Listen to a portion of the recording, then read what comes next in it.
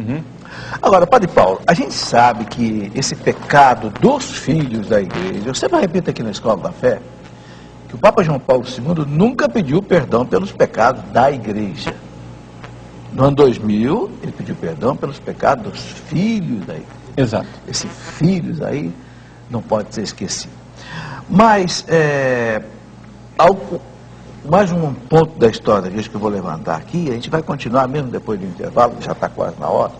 O seguinte, a gente sabe que esses pecados dos filhos da igreja atravessaram a igreja nesses 2000 anos. Todos os séculos da igreja houve papas que pecaram, bispos que pecaram, reis católicos que pecaram, leigos que pecaram, e hoje está aí, hoje é a mesma coisa, não é diferente. E é isso, exatamente isso que deu margem a muitas revoltas dentro da igreja, como a própria revolta em parte do Lutero e outras coisas. Mas eu queria levantar primeiro a questão do terrível século X, chamado século de ferro. Né? As razões disso, onde nós tivemos, por exemplo, 6 papas assassinados, né?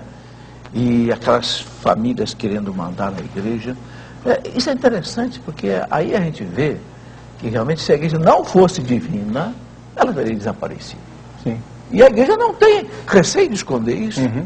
A igreja mostra com clareza. Né?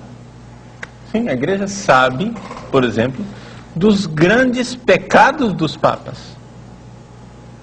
E aqui que as pessoas têm que entender, quando nós dizemos que o Papa é infalível, o que é que nós estamos querendo dizer?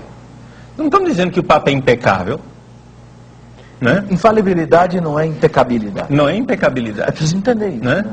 Ou seja, quando o Papa, enquanto Papa, em certas ocasiões somente, ou seja, quando ele fala isso enquanto sucessor de Pedro, o termo técnico é ex cátedra, não é? Quando ele fala ex cátedra, ele fala de forma infalível. Mas, no mais, o Papa é um homem pecador.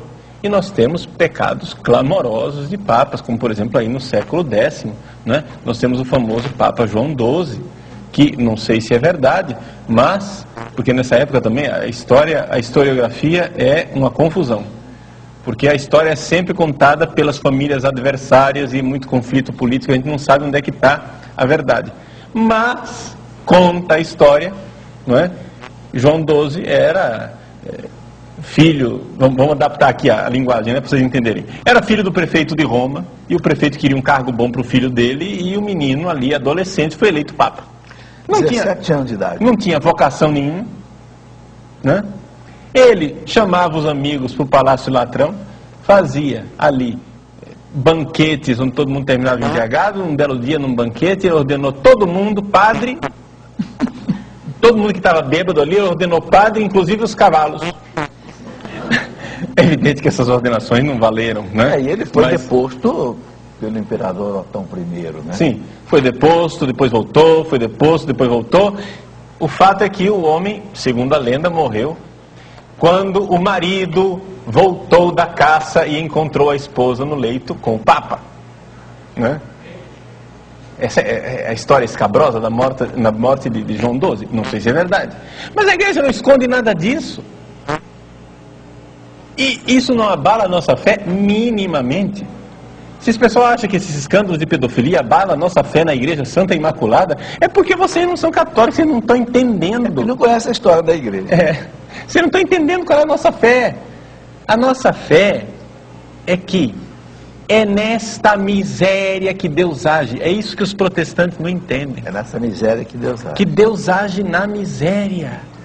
Ao mesmo tempo, nós temos santos maravilhosos. Exato. Em todas as épocas. Em todas as Nessa épocas. mesma época, Dom João XII, que é lá por volta do ano 900 ao ano 1000, nós vamos ter santos extraordinários. Sim. Né? Logo depois vamos ter o São Francisco, o São Domingos de Gusmão, vamos ter, né, os grandes santos que evangelizaram a Rússia, que evangelizaram a Inglaterra, que evangelizaram a Escócia, na mesma época. Sim. É algo realmente extraordinário. Extraordinário, ou seja, a igreja é santa e a igreja é divina. E é por isso que as portas do inferno não prevalecerão. Quando a gente diz que as portas do inferno não prevalecerão, quer dizer que também dentro da igreja não prevalecerão. Porque, como o próprio Papa Bento XVI falou recentemente, Muitas vezes os piores inimigos da igreja estão dentro dela. Estão dentro dela. E vamos falar mais claro ainda. Às vezes o pior inimigo para a minha salvação está dentro de mim. Para ficar a coisa bem mais clara para você entender. Ou você não vê que dentro de você age o pecado? Não é? Então dentro da igreja, infelizmente, existe a realidade dos membros da igreja não estarem completamente em comunhão com a igreja imaculada.